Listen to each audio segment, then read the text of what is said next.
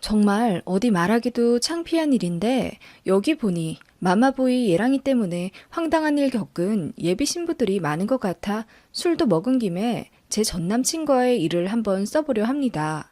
끝까지 읽어보시면 믿기 힘든 반전 이야기 있습니다. 실화 맞고요. 그래도 본격적으로 결혼 진행되기 전에 겨우 6개월 사귄 것에 감사하며 마인드를 다잡고 있어요. 제 전남친은 공기업 다니는 30대 초반 남자였습니다. 저는 승무원이고요. 많이들 아시다시피 승무원은 소개팅이며 선이 정말 많이 들어옵니다. 전남친 역시 제 후배의 소개로 만난 사람이었고요. 전남친은 솔직히 외모도 평균 이상이고 우리나라 공기업 중에서 시내 직장 리스트 손가락 5번째로 손꼽히는 복지 좋고 연봉 높은 곳 다니고 있습니다. 조건을 보고 사귄 건 아니고요. 만났을 때 제 별것 아닌 이야기에도 배꼽 잡고 웃어주고 매너가 너무너무 좋더라고요. 그냥 사람이 기본적으로 순하고 착해 보였습니다. 직장도 괜찮은데 그런 사람이 어떻게 아직까지 결혼을 안 했지라는 생각이 절로 들 정도로 전혀 하자 있어 보이지 않았고요. 전 남친도 첫눈에 저에게 반한 거라고 하더군요. 정말 저돌적으로 애프터 신청했고 저도 전 남친에게 꽤 호감이 있던 터라 바로 사귀게 되었죠. 전 남친이라고 쓰니 좀 헷갈리네요. 이 글에선 편의상 남친이라고 쓰겠습니다. 남친은 저에게 참 잘했어요. 주변에서도 알아주는 로맨티스트였고 물질적인 구애보다는 저를 정성껏 감동시켜준다는 느낌이 있었어요. 물론 연애 초반이라 그런 것도 있지만 제 비행시간 맞춰 새벽 다 되도록 2~3시간 기다리다 얼굴 잠깐 보고 출근한 적도 몇 번 있었고요. 그런 모습에 마음 움직이지 않을 여자가 어디 있겠나요? 저희 집은 아빠가 공무원 퇴직하신 지 2년도 안 되셨고 엄마는 평생 전업주부셨습니다. 노후 준비는 되어 있지만 어떻게 보면 평범한 집안인 반면 남친 집은 굉장히 부자였어요. 저희 본가는 서울이긴 하지만 외곽의 24평대 아파트이고 남친 집은 용산구에서 부자들만 산다는 유명한 아파트 단지에 삽니다. 거기서도 엄청 넓은 평수고요. 저도 승무원이라 또래보다 많이 벌긴 하지만 사기업 다니고 있기 때문에 남친의 스펙에는 비교가 안 되는 정도였죠. 쓰다 보니 조건 위주로 주절주절 남기게 되었네요. 뭐 객관적으로는 괜찮은 남자였다는 걸 설명하고 싶었습니다. 그런 남친은 저와 사귄 지 3개월 만에 저에게 프로포즈를 했어요. 그동안 여자를 안 만난 건 아니지만 저처럼 스파크 튈 정도로 사랑에 빠진 적은 없다며 저를 운명적인 대상으로 여기고 있더라고요. 저는 결혼이 급한 상황은 아니었지만 남친 조건이 워낙 괜찮았고 저희 부모님도 남친과의 식사 자리에서 남친에게 대만족한 상황이었던 터라 시부모만 괜찮은 사람이면 결혼을 긍정적으로 생각해도 좋겠다고 하셨죠. 남친이 저와 결혼하고 싶다며 프로포즈 명목으로 1,500만 원짜리 명품 시계도 선물해 주었고 그 정도로 진심인 남자에게 결혼이 급하지 않다는 이유로 거절하기는 힘들었습니다. 그래서 저 역시 결혼은 하고 싶지만 아직 만난 지 얼마 되지 않았으니 1년 정도만 더 사귀면서 지금을 즐겼으면 좋겠다고 남친에게 이야기하자 남친도 감동하면서 알겠다고 하더군요. 그런 식으로 암묵적인 예비 신랑, 예비 신부 사이가 되었죠. 자연스럽게 대화 주제도 신혼집이나 예식장, 신혼여행 등의 이야기였고 남친은 앞으로 본인이 어떤 자세로 결혼 생활에 임할 것인지 적극적으로 저에게 어필했어요. 나는 무조건 아침밥 먹는 사람이거든. 지금은 엄마가 해주시는 밥 먹고 있지만 결혼하면 내가 와이프한테 해주고 싶어. 자기한테 아침 차려줄게. 어머, 정말? 근데 비행시간 때문에 결혼하면 아마 나랑 아침 자주 못 먹을 거야. 마음은 고마워. 남친은 제 앞에서 너무너무 의젓하고 멋있는 사람이었습니다. 그런 남친을 보면 남친의 부모님이 자연스럽게 궁금해질 정도였죠. 성격도 원만하고 좋은 대학 나와 능력 발휘하며 살고 있는 남친이었으니까요. 그러던 와중 남친 집에서 정식으로 저녁 초대를 받았어요. 예상대로 집이 너무 좋더라고요. 제 예상보다 더 남친 부모님은 저를 격하게 환영해 주셨습니다. 너무나도 좋아하시며 연신 한박웃음을 지으셨고, 특히 예비 시어머니는 저에게 내내 눈을 떼지 않으시며 너무 예쁘다고 칭찬해 주시더군요. 어쩜 이렇게 예뻐? 이렇게 예쁜 며느리가 우리 집안에 들어오면 나는 동네방네 며느리 자랑만 하고 다닐 것 같아. 감사합니다, 어머님. 너무 과찬이세요. 분위기는 화기애애했고 이상한 점은 전혀 느끼지 못했습니다. 남친 폰으로 상사 전화가 오기 전까지는 말이에요. 남친 상사로부터 다음 주 금요일에 회식이 잡혔으니 여의도에서 괜찮은 식당 알아보라는 지시였습니다. 남친은 내내 하며 전화를 끊더니 예비 시모에게 이러이러한 일로 전화가 왔다고 말하더군요. 다음 주 금요일? 다음 주 토요일에 너 건강검진 잡혀 있는데 금요일이 회식이라고? 날짜를 바꿨으면 좋겠는데. 근데 뭐 먹는다니? 바트장님이 삼겹살 킬러잖아. 돼지구이집으로 알아보라는데? 뭐? 돼지고기? 내가 그렇게 너 돼지 체질 아니라고 말해뒀는데 또 돼지고기? 하더니 울그락불그락 화를 내시더라고요. 저는 이게 무슨 상황인지 어리둥절했고요. 예비 시모는 핸드폰을 들어 익숙하게 어디론가로 전화를 거시더군요. 그리고 이어 통화하시는 대화 내용에 저는 경악하고 말았습니다. 네, 여보세요? 한 과장님, 저예요, 지훈이 엄마. 아니, 내가 그렇게 우리의 돼지고기 체질에 안 맞아서 돼지 먹으면 설사한다고. 회식할 거면 오리나 소고기집으로 가라고 했는데 이러실 거예요?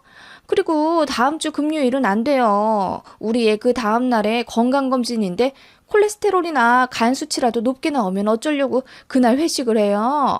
다음 주 수요일이나 목요일에 회식하세요. 내가 회식비는 지원해 줄 테니까. 네, 예비 시모는 남친의 상사에게 전화를 걸어 앙칼진 목소리로 당당하게 회식 식당과 날짜 변경 요청을 하시는 겁니다. 더 놀라운 점은 그다지 당황스러워하지 않는 남친과 예비 시아버지의 반응이었어요. 예비 시부는 그냥 그럴 것까지 있어? 그냥 애가 알아서 하게 냅두지. 하시면서도 예비 시모를 단호하게 막진 않으시더라고요. 남친 역시 그저 엄마 또 시작이야 하며 인상만 찌푸릴 뿐이고 크게 나서지 않는 모습에 너무 경악스럽더라고요. 그렇게 예비 시모는 전화기를 붙잡고 한창 실랑이를 벌이더니 전화를 끊고는 저에게 다시 인자한 미소를 보이시며 말씀하시더군요. 내가 한 과장이랑 친해서 괜찮아. 우리 집에도 몇 번 왔었는걸. 하시며 늘 있던 일처럼 모두 자연스럽게 넘어가더군요. 저는 너무 놀랐고요. 그날 식사를 마치고 집으로 간다고 인사드리며 남친과 함께 밖에 나오자마자 아까 있었던 일에 대해 물었습니다. 오빠, 아니 회식 같은 것까지 원래 어머님이 왈가왈부하셔? 아, 놀랐구나. 엄마가 좀 치맛바람이 장난 아니셔. 회사 사람들도 그냥 그러려니 하는 모양이야. 뭐? 다들 그러려니 한다고? 오빠 나이가 30이 넘었는데. 나 학교 다닐 땐 더 했어. 중고등학교는 물론이고 대학교 때까지 엄마가 차 태워서 픽드랍 다 해줬는걸? MT도 엄마가 태워다 주셨어. 나 고속버스 타는 거 위험하다고. 이젠 그래도 풀어주시는 거야. 나 자기랑 밤새도 뭐라 안 하시잖아. 흐뭇하게 웃으며 말하는 남친을 보는데 오싹함까지 느껴지더군요. 네, 제가 미처 그 부분까진 몰랐던 겁니다.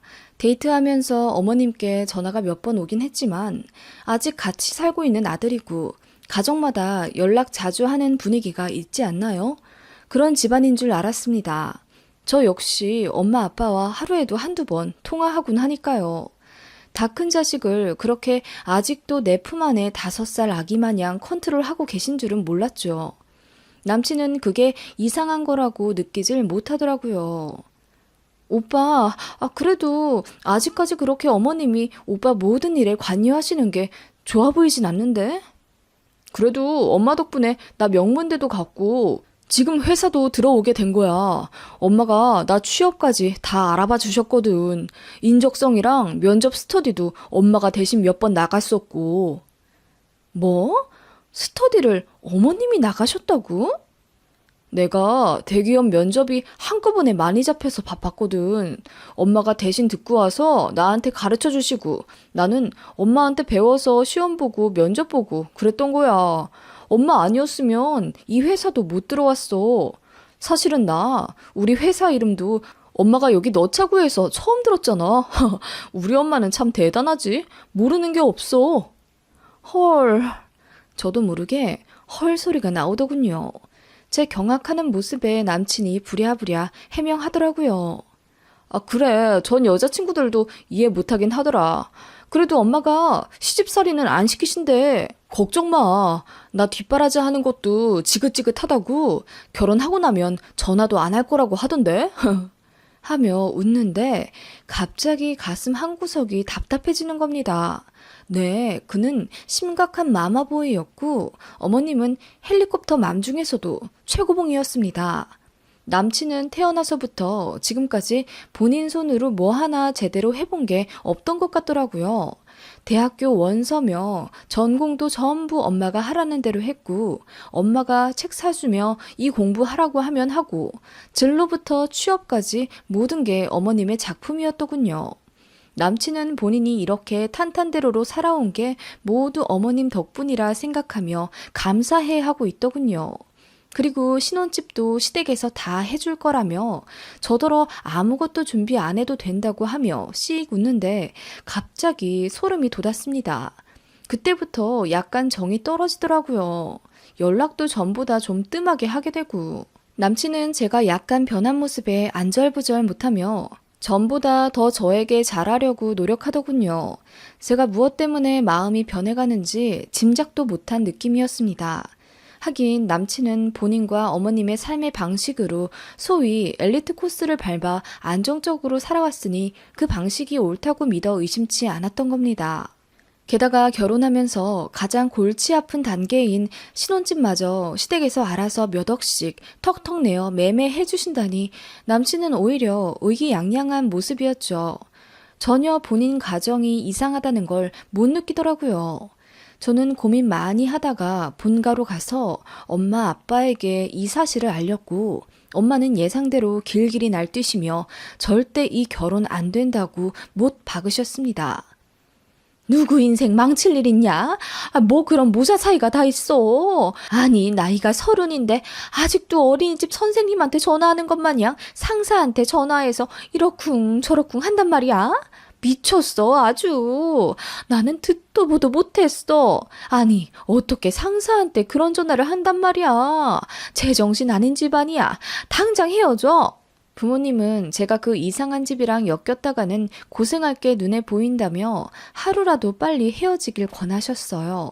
저 역시 착잡한 마음이었어요. 저한테 직접적으로 피해 주지도 않았고 오히려 저에게 더 잘해주시는 어머님이었으니까요. 물론 제가 아직 가족이 되지 않았기 때문에 조심하신 거라는 걸 알고 있었지만 당신은 그렇더라고요. 묘했습니다. 남친과 이별을 준비하며 마음 정리는 시작했지만 하루아침에 헤어지자는 말을 잘 못하겠더라고요. 남친은 더더욱 애간장이 타서 저에게 애정을 그야말로 쏟아붓더라고요. 선물 공세도 엄청났고 저랑 결혼해서 어떻게 살겠다는 일종의 각서까지 써오며 저를 놓치지 않으려고 하는 게 눈에 보였습니다. 그런 거 보니 마음이 더 안 좋았고 저도 사람이고 여자인지라 흔들리지 않았다면 거짓말이겠죠. 저 역시 그 남자를 사랑하긴 했으니까요. 그렇게 2, 3주의 시간이 흘렀습니다. 문제의 그날도 역시 제 비행 때문에 3일 정도 타국에 머물게 되었어요. 시간이 많이 남아 동기들과 관광 계획을 짜고 있는데 남친으로부터 전화가 오더라고요. 오빠, 업무 시간 아니야? 예진아, 나 너 있는데 왔어. 네가 너무 보고 싶어서 휴가 내고 여기 왔어. 뭐? 이렇게 갑자기 찾아온 남친 때문에 너무 놀랐어요. 그렇게 남친은 본인 멋대로 저 있는 곳까지 찾아왔고, 저는 본의 아니게 처음으로 남친과 뜻밖의 여행을 하게 되었습니다. 남친은 저에게 1박에 거의 120만 원 정도 하는 최고급 스파 호텔을 예약했어요. 그리고 가방도 사주고 주얼리도 몇백짜리 사준다는 걸 제가 겨우 막았어요. 아무것도 받기 싫더라고요. 사실 프로포즈로 받았던 시계도 헤어지며 돌려줄 참이었거든요. 그리고 저녁 다 되어 호텔에 체크인해서 들어갔습니다. 남친이 오늘 땀을 많이 흘렸다며 먼저 씻고 오겠다고 하더군요. 그러면서 옷을 다 벗고 욕실로 들어갔는데 제 눈에 이상한 것이 띄었습니다. 남친의 속옷에 무언가가 잔뜩 묻어 있었어요. 이게 뭐지? 하고 들여다봤는데 세상에 변이 잔뜩 묻어 있더라고요.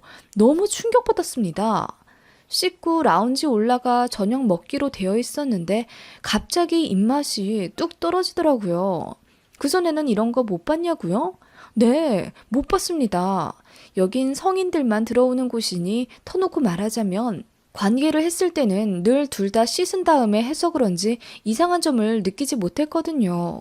이런 거 쓰기도 민망하네요. 아무튼 그렇게 팬티에 똥 묻히고 다니는 인간이라는 걸 전혀 몰랐습니다. 남친은 향수도 백화점에서 20만 원 넘는 거 사서 쓰거든요. 그래서 늘 좋은 냄새만 났었고요. 아무튼 그렇게 충격 가득한 채로 있으니 남친이 씻고 나오더군요. 그리고 아무렇지 않게 그 속옷을 입는 거예요. 제가 소리를 질렀어요. 오빠, 새 속옷으로 갈아입어야지. 거기 뭐가 막 묻어있던데? 제가 거의 울다시피 하며 말하자 남친이 흠칫하며 본인 팬티를 보더군요. 그러더니 머쓱하게 웃으며 아까 낮에 화장실 갔다 와서 그렇다고 하더라고요. 화장실 갔다 온 거랑 팬티가 그 난리가 된 거랑 무슨 상관인지 말이 너무 이상했습니다. 오빠, 그게 무슨 말이야? 그럼 화장실 갔다 오고 나면 늘 팬티가 그렇단 말이야? 내가 아직 뒤처리를 잘 못해서 그래서 비대 있는 데만 다니거든. 근데 이 나라는 우리나라처럼 잘 되어 있진 않네. 아니, 뭐? 뒤처리를 못한다고? 정말 충격적이었습니다. 30 넘어서까지 자기 똥 못 닦는 남자라니. 듣도 보도 못한 별종 중에 별종이 내 남친이란 말입니까? 제가 어이가 없어서 웃자 남친은 제가 정말 웃겨서 그러는 줄 알고 신나서 줄줄 다 고백하더군요. 어릴 적부터 엄마가 닦아줬고 학교 들어가서도 늘 팬티에 그렇게 묻히고 다녔더랍니다. 어느 날은 오전에 화장실 가서 변을 보고 뒤처리 안 한 채 하루 종일 학교에 있었는데 점심쯤 바지 밑으로 뭔가 톡 떨어지더랍니다. 네, 본인 팬티에 붙어있던 그 큰 덩어리가 말라붙어서 떨어진 거죠. 남친은 그냥 그거 못 본 척 했는데 반 친구 중 누군가가 그걸 발견하고 교실 바닥에 똥이 떨어져 있다며 학년 전체가 난리가 났었다고 하더라고요. 남친은 범인 아닌 척 했고 그 사건은 그렇게 본인 고등학교 3대 미스터리로 남아있다고. 그걸 농담이라고 하는 남친이 제정신 아닌 것처럼 보였어요. 제가 우거지상으로 그 얘기를 듣고 있자 남친이 뒤늦게 분위기를 파악하곤 지금은 안 그런다며 실력이 많이 늘었다고 걱정하지 말라더군요. 그래서 신혼집에는 최고급 비데로 엄마가 설치해 줄 거라는데 그걸 말이라고 하는 건지. 남친은 이어 본인 지금 회사 합격했다는 이야기 듣자마자 엄마가 본인 회사에 전화를 걸어 담당자를 몇 번이고 바꿔 통화해 남자 화장실에 비데가 설치되어 있냐고 물었다고 하더군요. 없으면 본인 사비 털어 아들 사무실 있는 층 남자 화장실에 비데 설치해줄 용의가 있다고 했다면서. 정말 경악의 대잔치였죠. 그날 남친 손도 잡기 싫고 밥도 먹기 싫더라고요. 그래서 솔직히 말했습니다. 너무 더럽다고. 그리고 이렇게 아직도 엄마 품에 있는 남자는 매력도 없고 제 가치관이랑도 맞지 않는다고 말했어요. 거의 이별을 고한 거나 마찬가지였죠. 남친은 예상대로 울고불며 이제 안 그러겠다고 빌더군요. 뭘 안 그러겠다는 건지, 이제라도 똥 닦는 연습을 잘하겠다는 건지 뭔지. 아무튼 그렇게 홍콩 여행은 덜 닦인 남친의 엉덩이 마냥 찝찝하게 끝났고요. 저는 그날 이후로 남친에게 연락을 안 했습니다. 남친도 연락 안 했고요. 그렇게 헤어지나 싶었고, 저는 남친으로부터 받은 명품 시계와 주얼리를 돌려주고 싶어서 연락했습니다. 그런데 문자도 전화도 안 받더라고요. 이대로 제가 갖고 헤어지기엔 너무 찝찝했어요. 고가였으니까요. 그래서 남친의 집으로 갔습니다. 돌려주려고요. 남친 집 앞에 두고 나오려니 분실 위험도 있고 그래서 남친에게 카톡해서 집 앞이니 잠깐만 나오라고 했습니다. 그제야 빼꼼하고 남친이 나오는데 얼마나 울었는지 눈이 퉁퉁 부어서 다른 사람인 것 같더라고요. 뒤이어 예비 시모, 아니 남친 어머님이 다급하게 버선발로 나와 저를 붙잡더라고요. 대충 저희 상황 얘기를 들은 듯 했습니다. 제가 그냥 가겠다고 하는데도 무리하게 제 손을 잡아 이끌며 집 안으로 기어이 들어오게 하더군요. 다과라도 하며 이야기 조금만 하고 가라는 걸 차마 거절하지 못했고 오늘 제대로 이야기하고 끝내야겠다는 생각이 들었어요. 남친 어머님은 분명 다 알고 있을 텐데 모르는 척하며 전처럼 하하호호 웃으며 저에게 아무렇지 않게 이 말 저 말 하시더군요. 신혼집은 시댁이랑 좀 멀리 떨어져 있는 게 좋을 것 같다며 저 출퇴근 편하게 김포 쪽으로 알아보고 있다고 하시거나 저 아기 늦게 가져도 되니까 일하고 싶으면 마음껏 하고 아님 카페 차려줄 수도 있으니 생각해보라고 하시며 달콤한 말로 잔뜩 회유하시는 게 느껴졌어요. 그 와중에도 어머님 진짜 보통 아니다라는 생각이 들며 무섭더라고요. 남친 어머님이 이 말 저 말 하시며 분위기를 띄우시다가 여행 이야기를 꺼내시더라고요. 그래, 저번에 여행은 재밌게들 했어? 둘이 요즘 뜸한 것 같길래 내가 우리 아들한테 예진이 쇼핑 마음껏 시켜주라고 내 카드도 들려서 보낸 건데. 아, 어머님이 가라고 보내셨던 거군요. 알고 보니 저희 분위기가 안 좋으니 혹여라도 헤어질까봐 남친 어머님이 아들 설득해서 저 있는 대로 보낸 거더라고요. 너무 황당했습니다. 그런데 뭐 하나도 안 샀다면서? 에그, 우리 아들이 좀 사준다고 할 때는 비싼 것도 턱턱 받고 그래. 내가 우리 아들한테는 여자한테는 돈 아끼면 안 된다고 가르쳐 놨다. 그 말에 왜 똥 닦는 건 안 가르쳐 줬는지 궁금해지더군요. 그래서 결국 말을 꺼냈습니다. 어머님, 지훈 씨가 아직 화장실 뒤처리를 잘 못하더라고요. 사실 깜짝 놀랐습니다. 제 말에 남친 어머님이 흠칫하시더니 애써 웃으며 말씀하시더라고요. 우리 아들이 예전부터 뒤처리를 잘 못하더라고. 중학교 때까지 내가 봐주긴 했어. 팔이 잘 안 닿는다고 화장실에서 얼마나 소리를 치면서 나를 부르는지. 네? 중학교 때까지 어머님이 남친 변을 닦아주셨다고요? 뭐 못하는 애들도 있고 그렇지 뭐. 그게 뭐라고. 엄마니까 닦아주지. 더럽단 생각도 안 해봤어 난. 예진이도 엄마 되면 다 알게 될 거야. 어머님이 아무렇지 않게 말씀하시니까 제 정신도 이상해지는 것 같더라고요. 그리고 이제 부부 될 사이인데 그게 뭐 흠이라고. 엄마보다 아내가 더 편할 사이가 될 텐데 아쉬운 점은 예진이가 채워주며 살면 되지. 뒤처리 못하면 예진이가 조금 도와주면 되고. 네? 제가 도와준다는 건 뭐 지훈 씨 똥을 닦아주며 살라는 말씀이신가요? 아니, 맨날 그러라는 건 아니고 서로 편해지면 그런 부탁도 하는 게 부부 사이지. 오죽하면 부부는 영촌이라잖니? 영촌. 하나라는 소리잖아. 어머님이 하시는 말씀에 저는 정신이 아득해졌어요. 저는 남편 똥 닦아주며 살고 싶지 않은데요. 저는 성인 남자랑 결혼하고 싶지 몸만 큰 5살짜리 애랑 미래를 그리며 살고 싶진 않아요. 제 말에 남친 어머님이 표정이 싹 변하더니 갑자기 화를 내시더군요. 아니, 내가 맨날 닦아주며 살랬냐? 비데 뒀다 뭐하니? 아니, 그 비데도 내가 내 돈으로 설치해 줄 건데 뭐가 문제야? 그리고 내가 해준 집에서 우리 애랑 살면서 그런 거 하나 안 해주면 도둑놈의 심보지. 그게 뭐니? 네가 승무원이긴 하지만 언제 관둘지도 모르고 집도 그렇게 잘 사는 것도 아니면서 우리 같은 부잣집은 언감생신이지. 사람이 어디 완벽하기만 하다냐? 너는 그렇게 완벽해? 이건 뭐 순하다고 해서 소개팅 시켜줬더니 갑자기 랩 배틀이라도 하듯 참아왔던 속마음을 다다다 내뱉는 남친 어머니를 보며 저는 입을 다물 수 없었습니다. 남친이 본인 엄마를 막을 줄 알았는데 역시나 당황해하기만 할 뿐 나서지도 않고 가만히 있더라고요. 엄마 앞에서는 정말 애더라고요. 그 모습을 보고 제가 가져왔던 물건들을 남친 무릎에 던져버리며 일어났습니다. 헤어져. 당신한테 내가 몰랐던 모습들이 많네.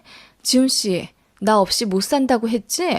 그게 아니라 당신은 엄마 없이는 못 사는 사람 같아. 뭐? 나한테 아침마다 밥을 차려준다고? 그 말에 껌뻑 속아 넘어갈 뻔했네 나. 그리고 남친 어머니에게도 눈 똑바로 보며 말했어요. 나중에 아이 기저귀 갈던 손으로 남편 똥까지 닦아주며 살고 싶진 않네요. 아드님한테 여자한테 잘하라고 가르치기 전에 똥 닦는 방법이나 열심히 가르치셔야겠어요. 그리고 어머님 아들은 더 이상 우리 애가 아니라 여기저기 털 수북히 난 32살 성인 남성입니다. 제 입으로 이 말 하고 나니 솔직히 웃기더라고요. 그래서 피식 웃었더니 남친 어머님이 지금 우리 모자를 비웃는 거냐며 노발대발하며 소리 지르시더라고요. 그대로 그 집 나왔습니다.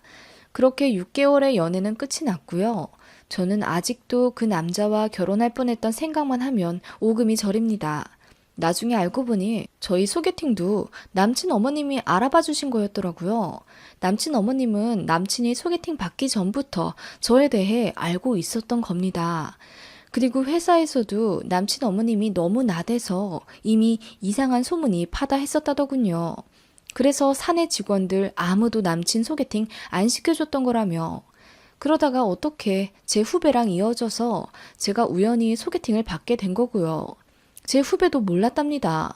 건너 아는 사람이라 이런 속사정은 전혀 몰랐던 거죠. 남친은 번듯한 회사엔 다니고 있었지만 너무 안 좋은 평판 때문에 아마 승진에도 영향이 있을 거라고 하더군요. 일을 잘하긴 하지만 때때로 성인 같지 않은 미숙한 점들이 나오곤 한다네요. 아무래도 그렇겠죠. 전 남친한테 솔직히 연락 올 줄 알고 다 차단해놨었는데 나중에 차단 풀어보니 연락도 안 했더라고요. 남친 엄마가 못하게 막은 건지 아님 자존심이 제대로 상한 건지 아무튼 그렇게 완전히 끝났습니다. 받은 거 다 돌려줬다고 아깝다고 하실 분들도 계시겠지만 볼 때마다 똥냄새 나는 것 같고 저는 정말 쳐다보기도 싫을 것 같네요. 전 남친 얼굴만 떠올려도 갑자기 똥냄새가 나는 듯한 느낌이 들면서 구역질이 나요. 무슨 입덧처럼요. 미치겠습니다. 정신과라도 가야 되는 건지. 아, 그러고 보니 예전에 제 자취하는 오피스텔에서 전 남친이 한번 큰일을 본 적이 있는데 물 내리는 소리 들리더니 샤워하는 소리가 나더라고요. 근데 샤워는 안 하고 멀쩡하게 나왔길래 씻은 거 아니냐고 물어보니 어물쩡 둘러대며 발 씻고 나온 거라고 하더라고요. 생각해보니 저희 집에 비데가 없으니 샤워기로 비데처럼 씻고 나온 것 같습니다.